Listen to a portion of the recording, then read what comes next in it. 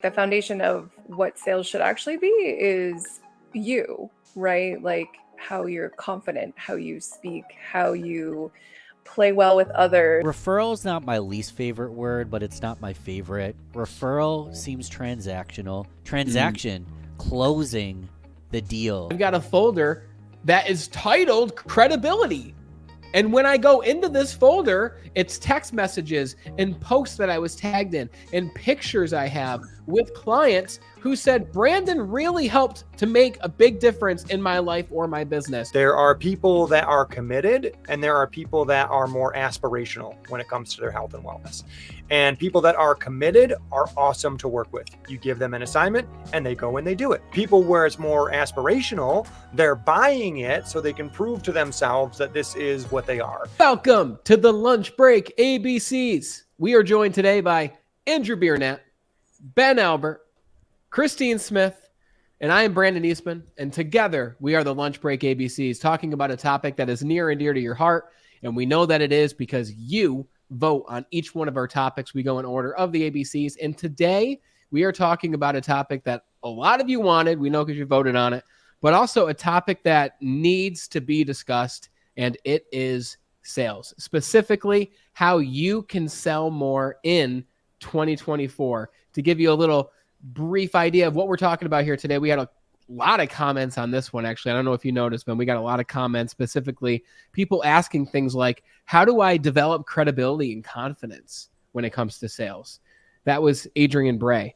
And then we've got Pamela Ayers, who wrote, how can professionals sell on social media in a way that's not salesy or pushy? And we had Hillary, who said, I want to know how to optimize my sales funnel and attract more leads. So a little bit more advanced of a strategy there. But we're going to talk about it. And we're going to talk about why it is that so many people are struggling to sell, especially on social media, because that's where a lot of us are hanging out and that's where people are viewing this right now. So I think that might be a really good place to start the discussion. Why do you guys believe, one, that sales was picked, but two, why do you believe that a lot of people struggle when it comes to actually making sales to make their hobby into a business?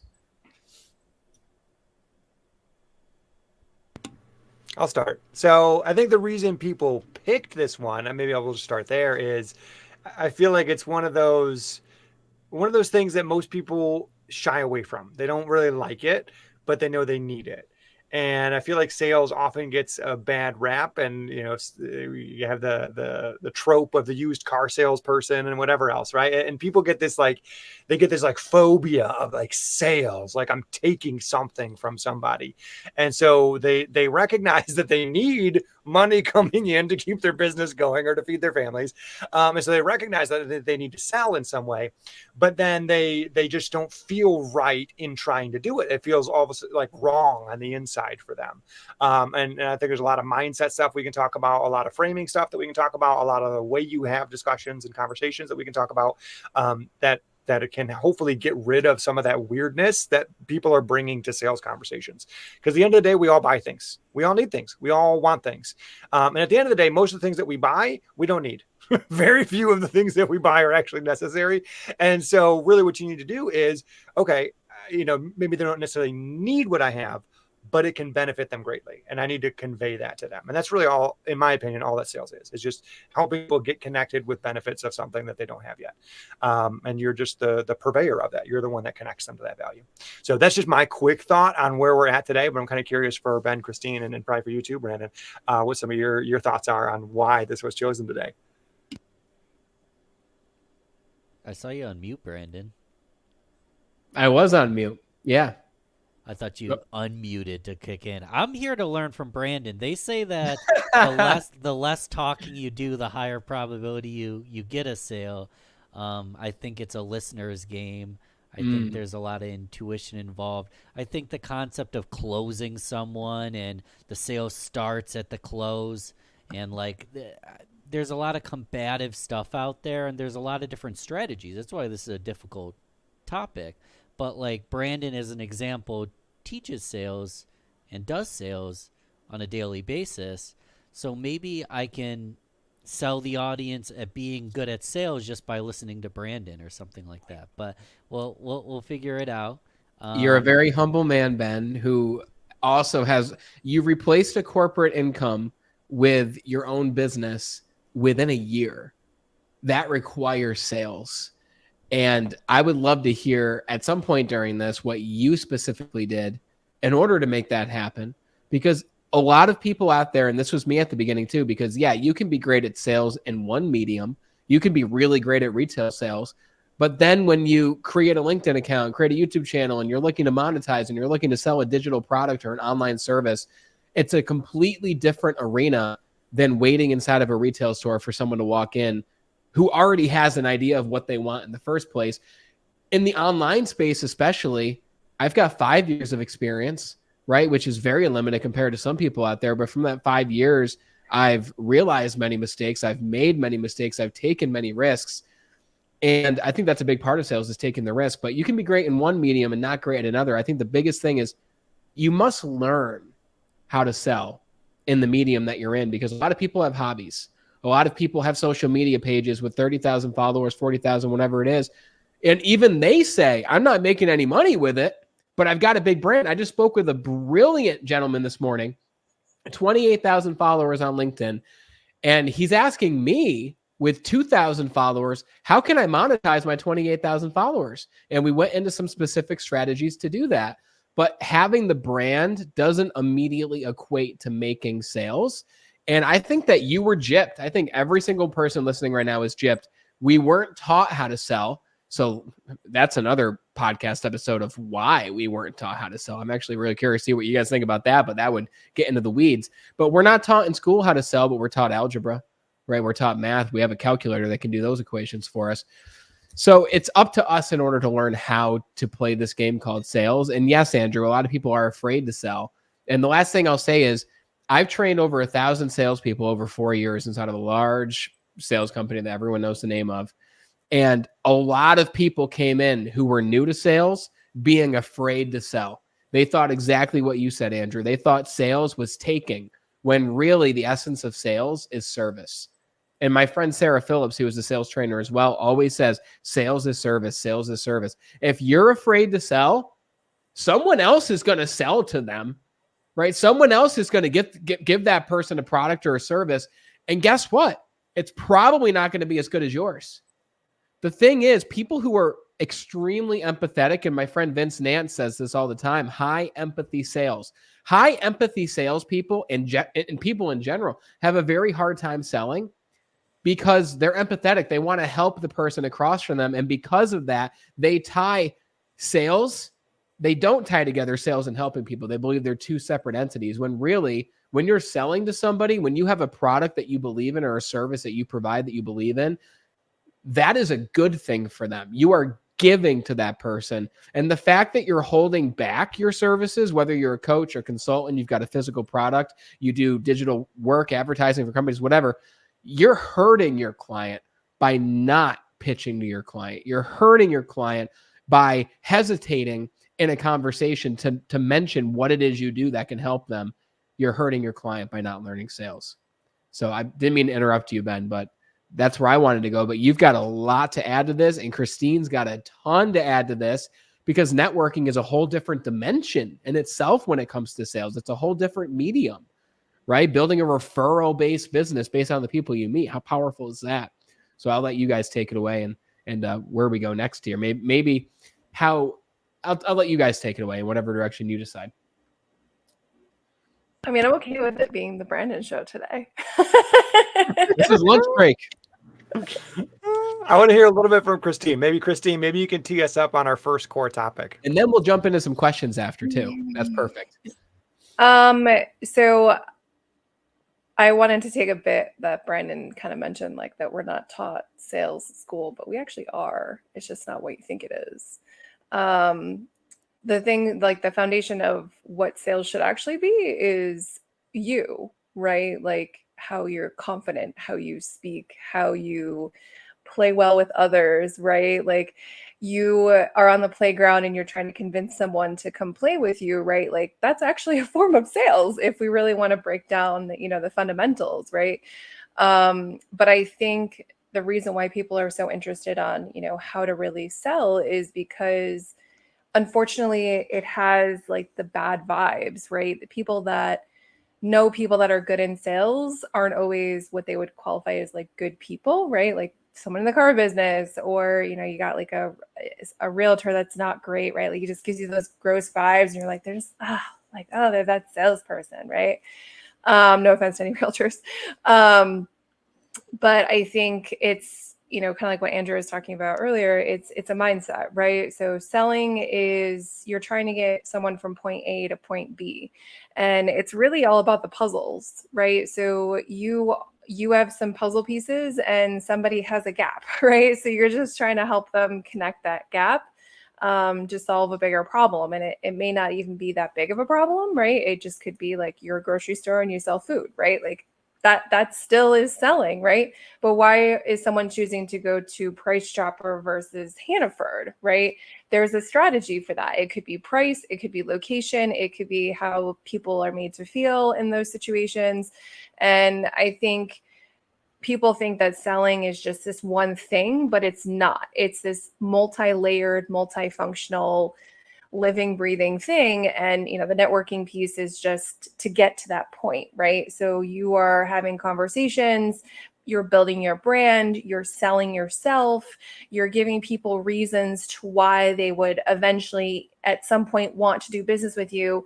And that's not necessarily buying from you, but maybe that's buying into you, though, right? Like, it's not your products or services. That may not be something that ever is something that they require or need, but they're going to do business with you, which could mean they share something with you, right? A resource, a person, a place, whatever. And that's still something. And I think, being able to sell more requires understanding those fundamental pieces, because like Brandon was alluding to earlier, like if you have other people talking about you in the best way possible, like, you can sell without actually opening your mouth anymore. And that's the best way to build a business, because everyone wants to be referred, but the biggest question shouldn't be how to sell more. It should be how to have other people sell more for you, and doing it in the way that, like, they're saying the right things. They're able to be like, no, go to that person for that thing because they're really good at it. Or, it was amazing for me. It changed my life. I got more work done, whatever it is. Their food was delicious, right? We all have those little quick referrals that we do all the time when someone asks a question. But that should be the bigger question. How do you frame yourself? How do you frame your business to be positioned so others are talking about you to sell? I love that. Can we get really tangible for a minute? Something that people can immediately just think about in their own business and just understand and take. So I have a rhetorical question for you, Ben, because I know the answer already. But when you went off from corporate land, which, by the way, this is relevant to a lot of people, which is why I keep mentioning it. A lot of people are working for a company. They don't love what they do. They want to go off on their own, and not just go off on their own, but they want to go off on their own and survive and sleep indoors and have a roof over their head. So that's where sales comes into play. Ben, when you went on your own, I'm assuming you looked at what you were making in the corporate world and you said, okay, I need to make this amount or maybe a slightly different amount over here on my own in order to survive. Is that correct? Am I right by assuming that? That is incorrect. If I was smart, I would have done that. Oh, interesting. Okay, so I want to know what you did afterwards, but let's assume here that the first foundation to selling anything is you need to know your freaking numbers.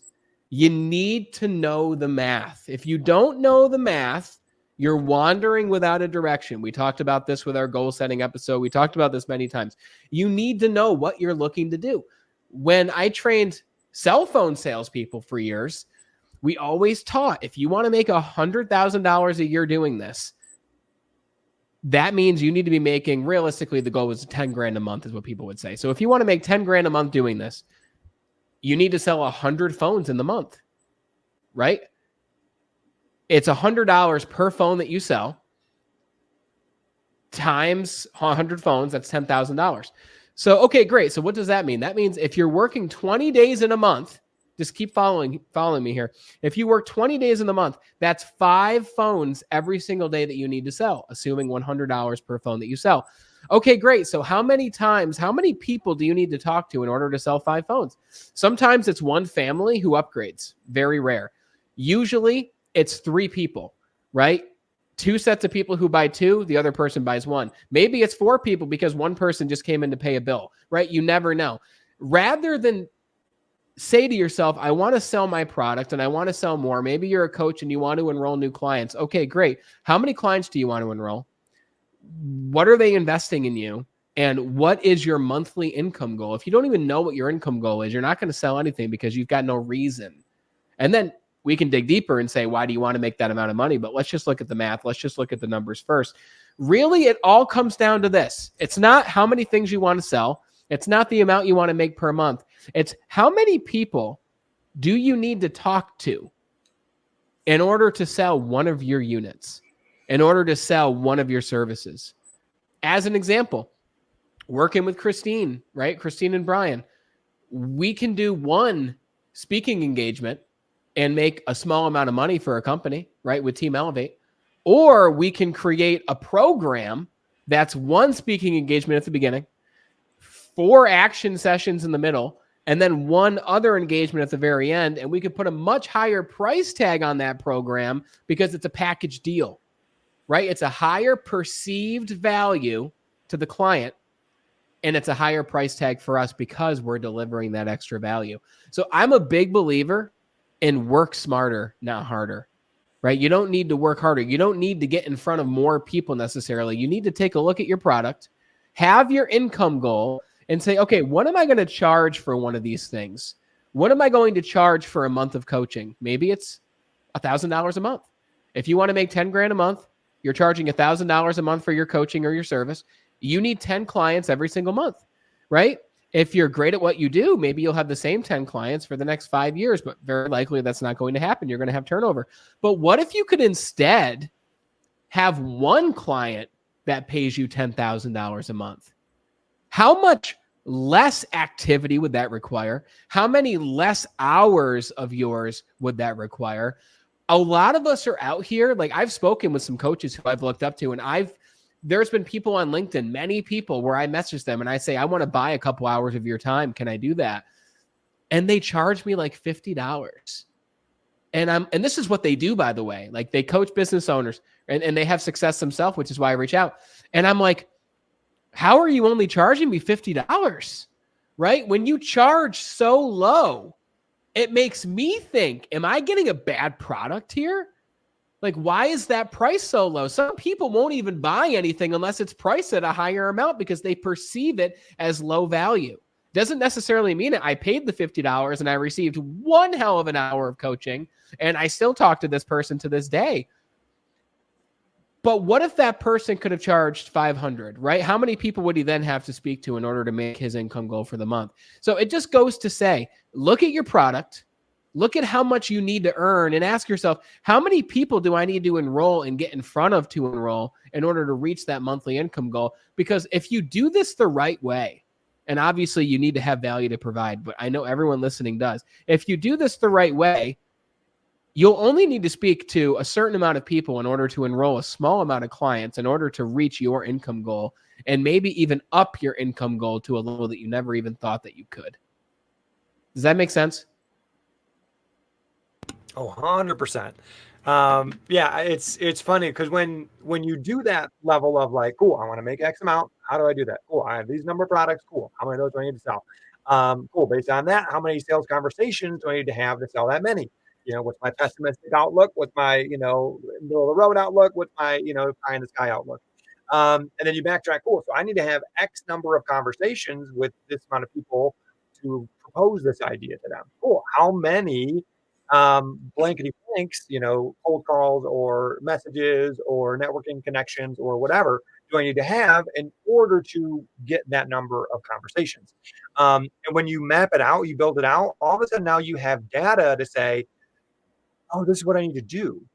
Right? Because like often sales is like, oh, I need to sell, but who do I sell to? And like, how do I have a sale? Like, you know what I mean? It's like, now I know. oh, I need to go talk to 30 people this week in order to sell somebody this week.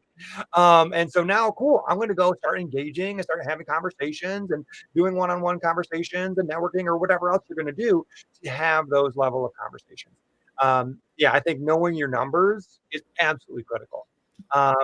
I want to touch on the mindset piece in connection with this and kind of tie in the idea that like, why weren't we taught this? You know what I mean? Like, why isn't this a part of our curriculum just as people? Because in my opinion, almost everything is sales. We're always trying to sell something. We're selling an idea. I'm selling my wife on what we're going to have for dinner tonight.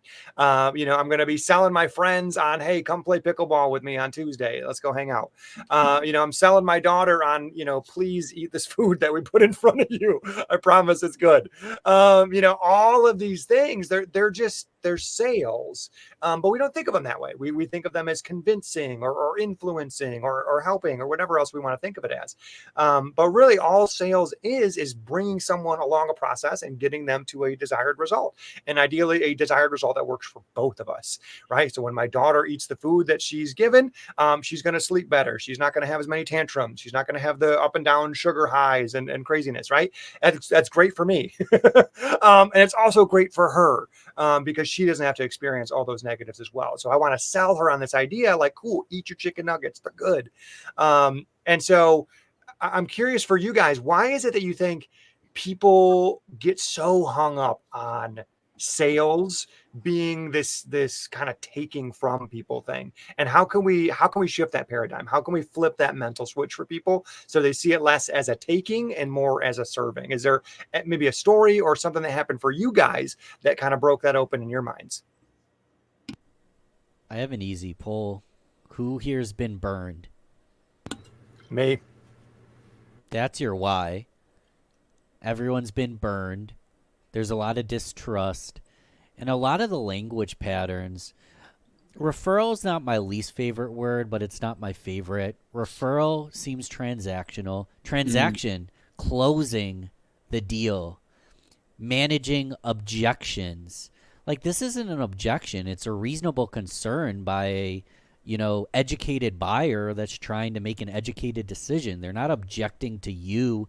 It might not even be a good fit for them. Like, there's a lot of language patterns around sales, and there's a lot of sales trainers that I think teach it in a way where it's coercive or manipulative or Machiavellian, and you're looking for your best interest, because really all a sale is a transfer of certainty, where they're certain enough to make a decision to make that purchase. And then the second part of sales that I won't get way in the weeds in, but I learned this because my girlfriend's a director of credit. The second part of the sale is the fulfillment of the promise. They promise to pay you. They have to pay you, and you have to deliver the product, or you actually didn't complete the transaction. So getting someone to say yes, but then you can't fulfill or they can't pay isn't a sale. So it's really a co-partnership, a transfer of your certainty, them transferring certainty that you can provide value. And then if you got a good product, you're going to exceed their expectations or at least meet them. But why is there such a bad image around sales? It's because everybody's been burned. People are selling the wrong things to the wrong people. People are trying to, fill their pocketbook. There's entire industries, and I can go on a long tangent, but there's entire pyramid scheme style industries that are built on selling a vision, even though the vision doesn't occur, and then you make money off recruiting someone who ends up losing money. There's so many people getting burned out there. But if you step away and I'm not here to sell anything. Just the fact that, I'm here to see if we can actually help you. Yep. And if we can, we're going to make an agreement together that's mutually beneficial. Is it sales? Possibly. But it's not what we think of when we hear sales. Because I know personally, Jordan Belfort, he's popping quaaludes, ripping people off, punching his wife in the gut, smashing a yacht, and now we still learn from him. Now, I'm the first one to admit, just because I disagree with 98% of the person doesn't mean they don't have good things to teach. I would agree that you can be a terrible person and have good stuff to teach, but it's that image of the used car salesman, scam artist that taints the word. I don't even think of it as sales anymore. I just think of it as having a conversation, and I'm not really trying to sell anything and finding solutions. I don't even know if that answered any of the questions, but at the end of the day, we've all been burned. So we need to assume, this is how I'll close. We need to assume two things. They've been burned and they're educated buyers. Never in the history of mankind have people had better access to information. They know interest rates. They know how much the car is worth. They know what your competitors are doing. Mm-hmm. So you need to be able to be collaborative. You need to know what the interest rates are, what the competitors are doing. You need to know what the value is. So you can have a conversation, build the gap from where they are to where they could be if you helped them, and then you're good to go. But you need to assume they've been burned and assume they're incredibly educated. So this word track, objection handling, the traditional stuff isn't going to work the way it used to, and it's just going to leave a bad taste in people's mouths, in my opinion. Where do those balloons come from, though? I have no clue. It's Mac Was products. it the hand motion that you made? Yeah. It's the hand motion. Sometimes That's it's so funny. It only works when I don't want it to. I see it all the time in podcasts. People are just talking and then things happen. I'm like, very interesting. Yeah, it's cool. No, to exactly what you're saying, you're 100% correct. If we asked the average person to describe a salesperson, 9 out of 10 of those words are going to be negative, right? It's going to be sleazy, shady, doesn't care about my concerns, commission-based, liar, right? Smooth talker, all these different things. And that comes from the old style of selling before the age that we're in now, which you alluded to, Ben, which is the information age. We can find out the pricing on everything. I'm buying a motorcycle and I literally looked up the exact price, what the rebates are. And the dealer wrote up a price sheet for me. Nice guy. And I said, hey, so does this already include the $1,000 rebate that I'm going to get off this bike? And he's like, oh, it actually doesn't. And then he goes back and puts it on there. And it's like, good thing that I knew that. You need to be an educated buyer, right? And you need to be able to educate your people. And to your point, Andrew, why are so many people averse to selling? It's because they don't have credibility. It's because they don't have results that they can show to a prospective buyer, especially coaches, consultants out there, authors who want to sell their book. You have a great book. You've got great concepts, but you don't have results and testimonials to show. Let me tell you, when I'm about to work with a new coach, when I'm about to buy a new program, unless it's absolutely brand new, but even then, the people who are running the program have testimonials from other programs usually. The first thing I do is, what are people saying about this? What are the first things you do before you go to a restaurant, before you buy anything? You go on Google, or before you go to a resort, you go on Google, you look at the reviews. Always look at the reviews, right? Because you want to know what's the experience that other people had at this resort, at this restaurant, working with this coach, reading this book. What's the first thing you do when you buy a book on Amazon? I see how many reviews it has, and I read some of them, right?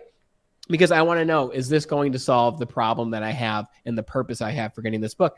When Christine and I and Brian created our new program initially, we're like, we got to get results before someone's going to pay us a high ticket price for this program.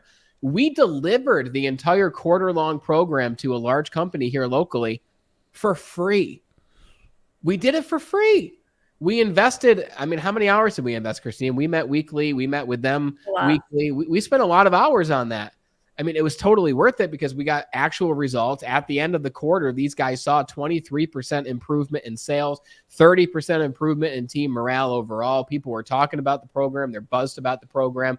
And most importantly, we got a testimonial from each and every single person on that team. We got testimonials written and verbal and video from each of the managers because they just got something for free. And they're like, holy crap, this was freaking amazing. We would have paid for this. Let's give back to these guys to help them out. You should be doing the same exact thing with your product. And I challenge you right now, if you have less than 10 testimonials from people that you've actually helped, it doesn't mean that you charge them, right? Find a friend or find a prospective business who thought about your product but didn't pull the trigger, and go to them and say, hey, what would it look like in order for you to give our product a shot? And if it works for you, you give us a great review. I mean, how much is that really going to cost you? Maybe a little bit of money, maybe a little bit of time, but you know what it's going to gain you? It's going to gain you credibility in the marketplace. And let me tell you, credibility in the marketplace is great for the consumer who's buying the product. But to your point, Andrew, credibility is great for you, because if you know that you get people results, it's going to set your ass on fire trying to get out there to get more people those same results. I wish I could show you on my gallery here. I've got a folder, and it might seem narcissistic. I don't care if you think it does. I've got a folder that is titled credibility. And when I go into this folder, it's text messages and posts that I was tagged in and pictures I have with clients who said, Brandon really helped to make a big difference in my life or my business. I highly recommend Brandon. Brandon did this. Brandon did that. Brandon helped me. Because when I'm having a shitty day, when I'm not feeling good, when I got to make that phone call and I'm like, oh man, what if they say no? And I create all the scenarios in my head that are never going to happen. I look at that folder and I'm like, oh yeah, I know how to do this. Oh yeah, I've helped people. Right? Put a folder in your phone of something that's going to lift you up when you don't feel too good, because it's the activity when you don't feel like it that is going to create the results, and that's going to create the sales in your business. So if you need to help people for free at the beginning, then by all means, help people for free. There's no shame in that, because ultimately what your clients want to know is, will this service or product get me the result that I need?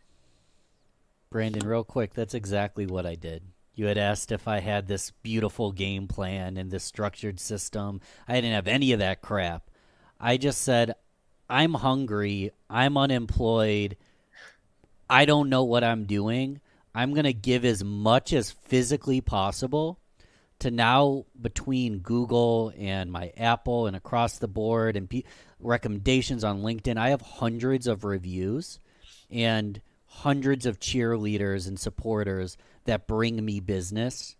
But that's because I planted thousands of seeds early on. The more hands you shake, the more money you make. I think more is more and better is better. Sometimes you have to do more. Sometimes you have to get better. If you can do both, that's called optimization. But I just wanted to circle back around. I didn't know what I was doing. And I think that's a part of the problem. People think they need to know exactly what they're doing. I just started to give, and I learned the hard way, kind of the not the easiest way to recommend, but I just started giving, and I learned by doing it. And that's my story. I want to chime in real quick on that piece. The idea of kind of like run the beta version. And something to bear in mind, those that are thinking of like, cool, I'll just give it away for free and test that out. Nothing is ever free. Everything has a cost. Even if there's no financial cost, it's going to cost someone else their time, their attention, their bandwidth, their whatever, right? There is a cost to that. And so if you are running a beta version and you are putting it out there, recommendation I have is don't build it, sell it. And by sell it, I mean give it away and give it away for free, or give it away at an extraordinarily crazy deal. But make it limited, only X number, 1, 2, 3, something, something small, something tight. And that's kind of your first cohort. And if you can't give it away for free, you've already learned something about your product, right? You've learned that the cost is too high, even when it's free, which means now if you were going to charge money for it, then it would probably still be too high. And so you got to say, okay, am I marketing it wrong? Am I aiming this at the wrong people? Did I not frame it right? And the reason I said not to build it is because honestly, you will probably run into that scenario a couple times in your business career where you create this as a dream product or this perfect service and nobody's interested. And I can't tell you how many people or how many horror stories I've heard where people spend months of productivity creating something that goes nowhere and that they never use. And so instead of that, sell it first. And by sell it first, I mean, give it away first. And if you can't give it away, then you've learned something. And then you can iterate, build that next thing that is going, and by build that next thing, I mean, pitch that next thing, get that next thing out in front of the ideal people, and then see how that resonates and just keep testing, keep trying that. And then just like Brandon said, the exchange is cool. You're going to work with me.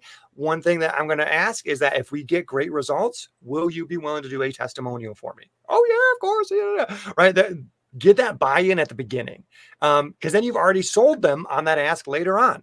Okay. Then it comes time to, hey, we've ended our time together. You got that 23% increase. Hey, we're going to come in and do our filming, and we're thinking this week. Is that okay for those testimonials? You don't have to ask for those testimonials anymore. They already agreed to it at the start.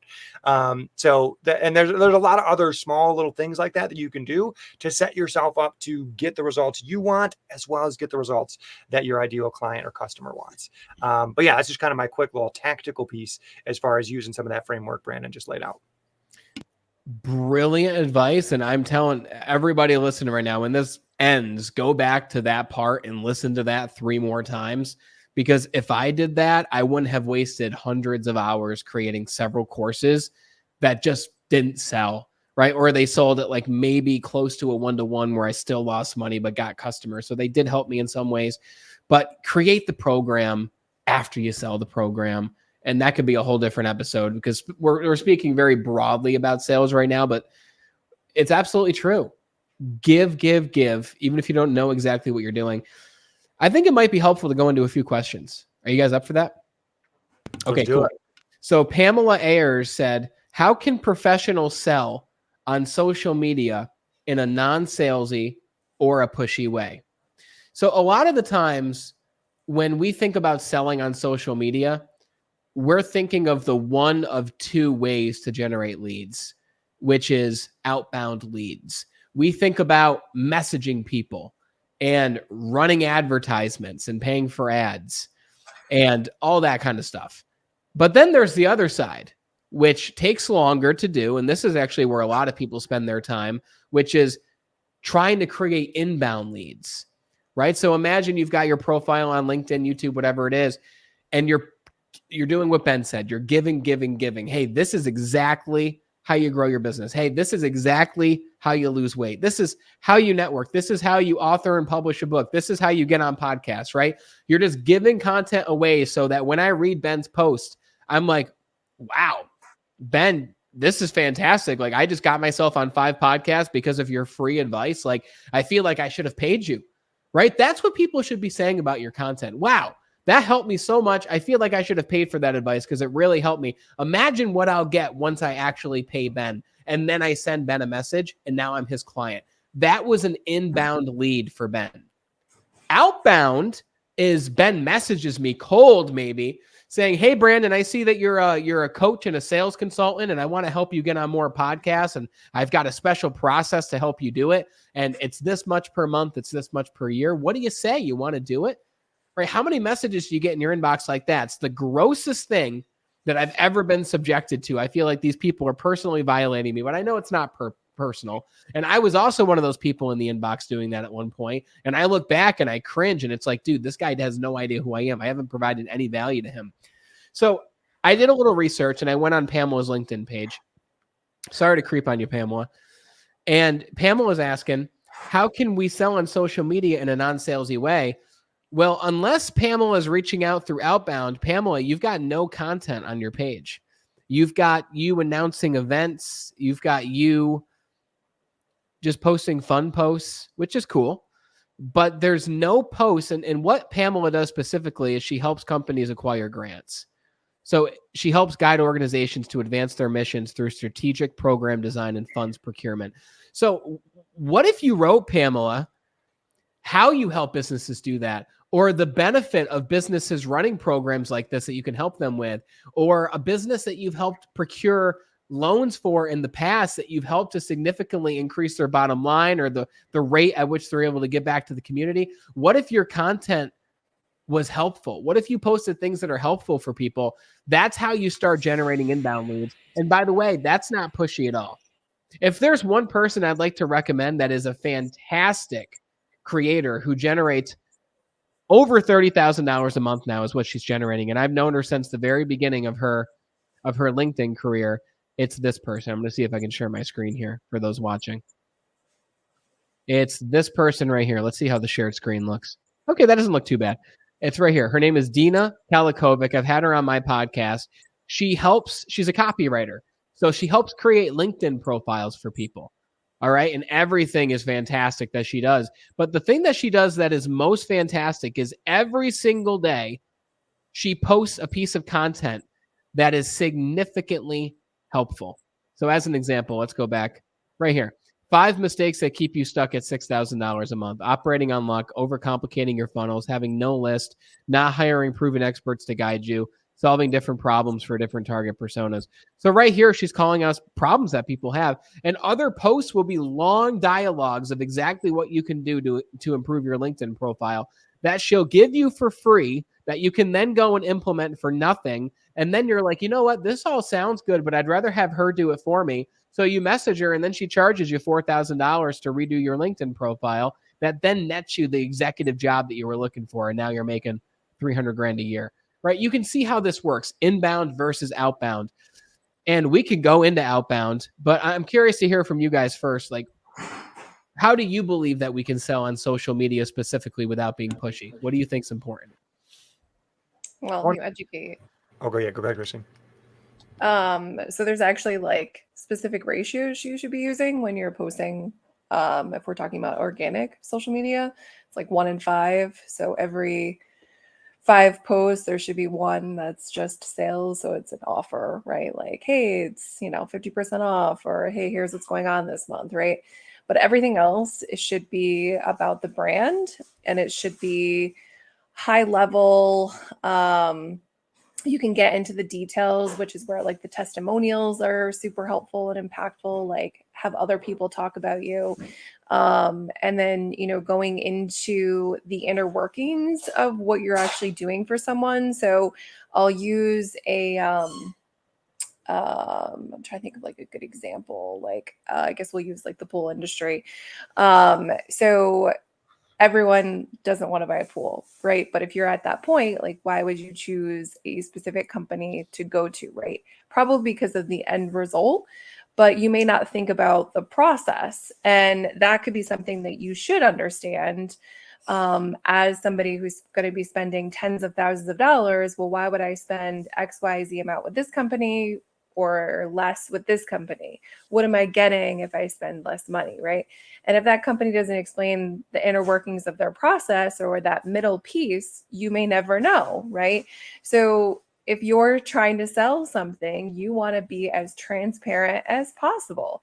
What are the things that you offer? You don't want to talk bad about another company, but you want to like have little snippets of your process. Here's why we do it this way. Here's why we use this piece. Here's why we choose to use this vendor, that helps us with what we're trying to get done. So posts like that, and even things that maybe are unrelated to your practice in general. So like, I see people, I'm trying to think, like a coach is a good example. They might post like a thoughtful quote or something like that, right? Now that's not going to apply to every business to do something like that. But the reason why they do it is because like, oh, this made me feel this way.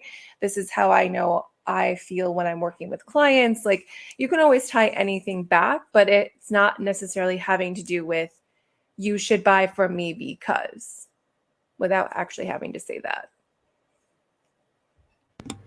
Love that. I want to add one piece for Pam specifically, and this kind of goes to that credibility piece. If you're a grant writer, right, your dream is you write this grant up for somebody and then they get money, like woohoo, they get a check from somebody else.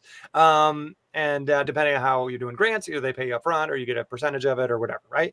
So what can be really cool is, in a sense, you're applying for this like big lump sum often, right? It's X amount of dollars coming into this organization or nonprofit or whatever it is. And so what I think would be really cool is if you had like one of those like big checks that you either sent to one of your customers or clients, or if they're like in your same area, you just have like one that's got like a dry erase version of it. And then you just like hold it with them, or you have them hold it and get a picture of themselves. And now that is a fantastic piece of content, because now you've got a person who is showcasing results, $30,000 or $2 million grant, you know what I mean? Like written out on there, and yeah, you spent maybe $30 to send it to them, or $50 or something like that. Or you just spent $100 on one that you have. And for anybody local, you can get those in person with them. But now you've got this credibility image that you can use, and you can talk about what the process was like to work with them. Hey, we just landed XYZ company, X amount of dollars. This grant writing process was such a nightmare, but it was actually, really smooth when we did X, Y, and Z together, because blah, blah, blah, blah, blah, my patented system or whatever it is, right? Now, all of a sudden you're showcasing results. You're showcasing why you're the expert, why this person chose to work with you, and why they're so happy. Now that becomes a featured post on your LinkedIn. So you make that post featured. And now anytime someone's scrolling down your profile, they can just see 3 or 4 or 5 or 10 different people holding these big checks with big amounts of money coming into their businesses. And then they're like, well, I want that. I want to be one of those people. And that is a fantastic way to get people off of the fence from just kind of creeping on your profile like Brandon, to actually reaching out and saying, hey, can you help me? Can you get my business a grant? I want to partake in some of those results that you've gotten. And all of a sudden it's no longer selling. It is giving them what they want. They're asking for it. Just now all you got to do is supply it. Now you got to, it makes those conversations so much easier when it is inbound versus that outbound. So love that. I think the connection of dots is super easy to talk about too, right?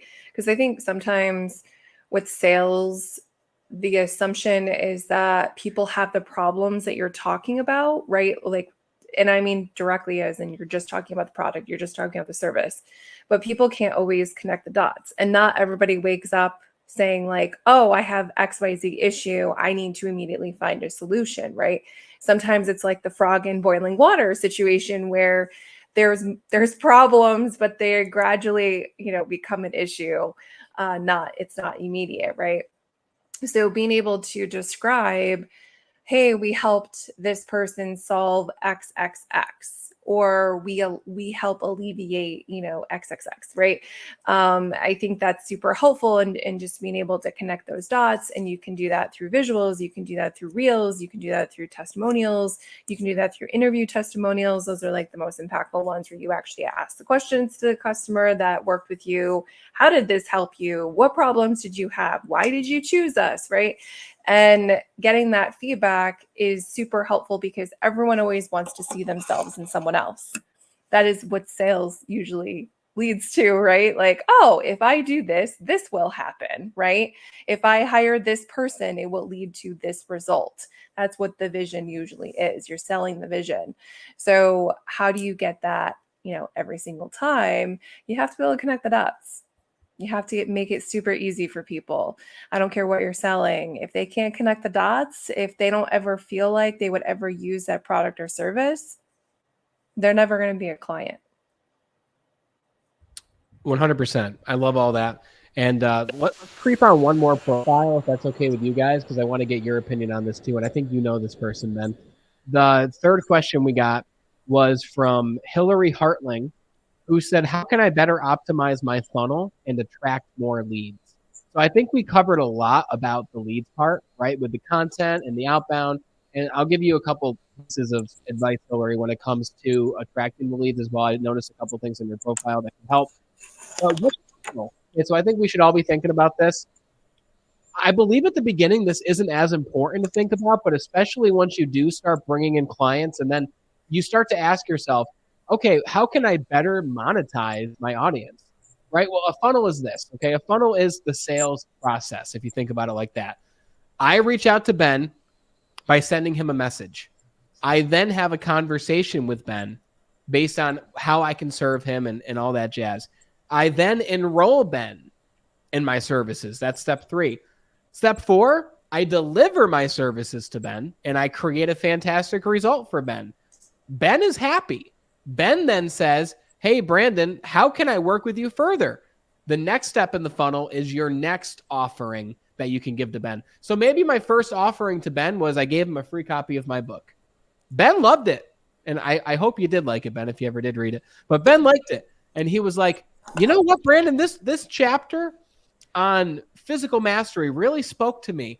Brandon, can I work with you so you can help guide me through the principles that you talk about in this book? Absolutely, Ben. Let's work together. I'll coach you. It's $1,000 a month. We'll meet 4 times a month, blah, blah, blah, blah, blah, all those things.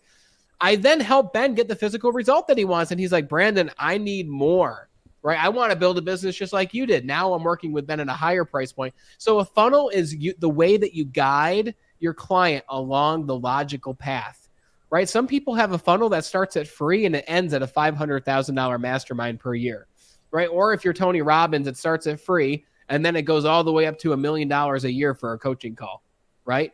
So it depends on you and your products and your offerings. But let's take a look at what Darlene's is to give you guys an example of what the beginning of her funnel looks like. And we're not going to be able to go through all of it because that'd mean we'd have to schedule a call and all that jazz. But Darlene, this is her page. So she's a brand strategy development person. Or Hillary, rather. You mean Hillary? Yeah. Why are you saying Darlene? Oh, did I? Oh, sorry. Darlene liked a post down here, and her name was in my mind. That's why I'm saying Not that. a problem. Thank you for jumping in. This is Hillary Hartling. I'm literally looking at her name and calling her Darlene. I'm sorry, Hillary. Forgive me. So the first thing I don't know is, Hillary, are you working to attract corporations or individuals?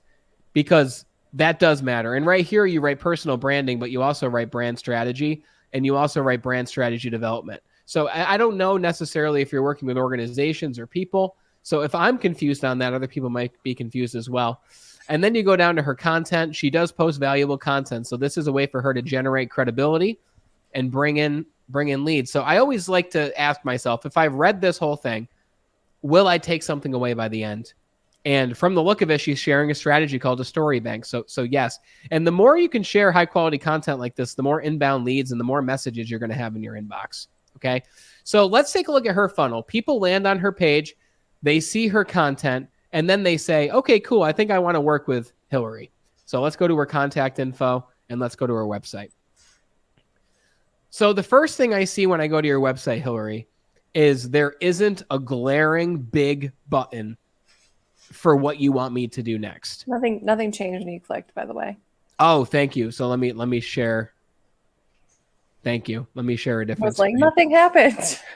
Okay, here. I'm sharing this screen now. Now you can see it, right? Yes? No. Nope, nothing is being shared. Oh, here it is. Perfect. There we go. Great. Thank you. Teamwork. So when I go to Hillary's website, you guys can see it scrolling, correct? No. Man, I see Okay. like Now you can see it oh scrolling. yeah, yep. Okay, great. So the very first thing that I like to see on Hillary's website is a big button right in the middle that leads me to the next logical step in your funnel.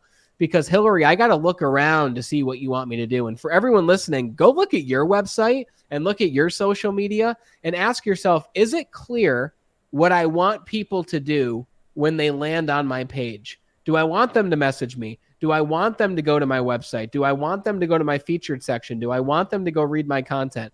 What do I want them to do? So I don't know what you want me to do. I've got to go up here if I want to work with you, and I've got to click work with me. I had to look for it for a minute before I even shared this screen. So great, work with me. Okay, so how can I work with you?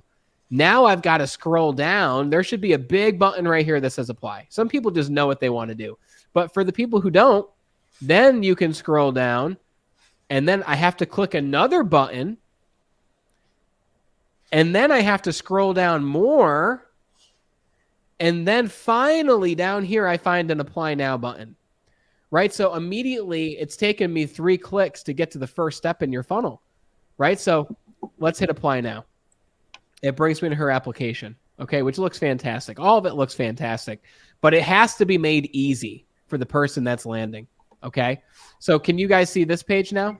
No. Nope. No. Okay, so I won't even share. I'm just going to do this, but I think you get the point, right? My recommendation for you, Hillary, if you're looking for a better way to optimize your funnel, start with something that you can give someone for nothing, like maybe an ebook of how to improve your personal branding, or hey, download my top 10 tips for elevating your personal brand, free, enter your email. My advice for you would be to start collecting email addresses, start building credibility with your email list, which I'm sure you already have one, and then offer your higher ticket 3-hour intensive conversation, which is currently the first step in your funnel. So remove confusion, maybe start with a lower offer, something that doesn't take any of your time, but builds credibility, and watch as more and more people begin to buy that next step of your funnel and have that 3-hour personal branding intensive with you. Do you guys have any recommendations for Hillary specifically on that question? Yeah, I would just think of who your best people that you love to work with are and how you can get those people to engage with you. So, looking back in my previous career, I was a personal trainer, and, I could split it into any number of different camps, but I'll split it this way. There are people that are committed, and there are people that are more aspirational when it comes to their health and wellness. And people that are committed are awesome to work with. You give them an assignment and they go and they do it, and they get the work done, and they lose the weight, and they work on their body, and they take the steps they need to. People where it's more aspirational, they're buying it so they can prove to themselves that this is what they are, but they haven't necessarily adopted it yet. And then for them, it's a crapshoot. It's going to be a roll of the dice whether it's actually going to work. Some of them will adopt that identity and they will change and transform. Others of them, it's going to be kind of a passing thing, and you're going to be beating your head against the wall trying to convince them to do the things that you need them to do. So think of your ideal people and think, okay, how can I give my ideal people something that's going to reward them or make them feel better or give them that next step or get something done or prove that I'm the expert? As well as how can I give something that could make some of those people that are on the fence, that are a little waffly, and get them to commit enough to become one of those ideal people. And that may be two different things. It may actually be the same thing. But it may be something where maybe you don't like working with people that have an absolute mess of a profile. You know what I mean? Maybe you like working with people that are already posting. Okay. So maybe it's like, awesome. So here is a 1 month posting strategy that you can use, follow this template and do a month of posting and, see what happens to your brand. Right. So now all of a sudden, instead of working with just a lump of nothing, now you've got something to mold and shape. And those are the people that you actually love to work with. They've already got something. And so now you can give away something as a lead magnet. Now you've captured their email address. You continue to build relationship, and then they can work their way into a spot where they're going to be a best fit client or they're going to fade away. And then once they become a best fit client, then you have opportunities for them to work with you. So you can even use your lead magnets or those giveaways as a way to kind of filter who you want to be working with. Awesome, dude. Great advice. Any other advice for Hillary before we wrap this up? I'd quickly just tie both the questions together and answer, how to sell on social media. Don't sell on social media. Similar to my very first role with lead gen, doing business development, the more intelligent I got, the more I would just blabber off all the features and benefits, when truly my role was to schedule an appointment so we could do a needs analysis and have a sales call. A lot of people are trying. Now, granted, if you have a coupon code for a bikini that's $11, maybe you link in bio in that scenario. Depends on what you're selling, the quality of the product, the cost of the product. But let's assume we want high value, long-term clients, not just a quick direct sale. You're not on social media to sell. You're there to become a person of interest. It's all the top of funnel activities. The goal is, how can I get so many people, as many people as possible, interested to get on a one-to-one call with me, to land on my sales landing page, to accept my free offer, land on my email list, and then actually slowly build value over time. Social media is not for selling itself. The probability of promoting your $10,000 program, putting a link in the post and someone buying is very low. But if you can become a person of interest, you're good to go. A lot of people are trying to get straight to the sale, but they're still at the top of funnel activities. And funnels look different. You touched on this, Brandon. We want to develop a process, but develop a process that works for you and get as many people as interested in you as possible. You become a person of interest, and then I don't even follow a funnel process because I'm just going to be transparent. I take people from step 1 to step 2. I get them interested. We get on a call. During that call, I usually make an offer. There's not a lot of steps in between. That's a funnel. It's a two-step. It's a short funnel, but it is. In so my thoughts, a journey. Simply put, build something that works for you. Learn from people that are in a similar industry and follow their playbook. And don't try to hard sell everybody you meet on social media. Start a conversation, add value. You guys talked about this at length. Add value, you become a person of interest, and then the sales structure comes in from there. A lot of people are selling when they should be just generating interest in the first place. Once you have interest, that's when the sale begins, in my opinion. Yeah, brand awareness. Brand awareness. I I love feel like it. a lot of what we talked about is marketing. Sales and marketing aren't siloed. They No. need to be intertwined. Yeah. If you really want to sell more, market better. If you really want to be good, market you. I don't know. I'd rather be a better marketer than a better salesperson, because I'd rather have 10,000 leads and close 10 of them than have 10 leads and close 3 of them. True. But they both work together. Get better at marketing, be able to come to an agreement with the interested people, and then you're good to go. Follow someone who's doing it better than you and follow their process. So cool. Excellent conversation, guys. I hope this has helped you guys listening to up your sales game, to help you better understand sales, to better understand your product, your funnel, your goal financially. We went over a lot in this conversation, and I hope that you loved it. If you did, let us know in the comments what you loved the most. Next month, our next letter is T. So I kind of already have a feeling, not to project, that time management's probably going to win, because a lot of people are like, I need to better manage my time. So it'd be cool if that did win, but I'm sure we'll have a nice list of 4 topics that start with T for you to vote on. So keep an eye out for Ben Albert's post that we will be sharing as well on our profile for you to vote for your next topic. We are the Lunch Break ABCs. Thank you so much for watching, and we'll talk to you next month. Peace. Peace.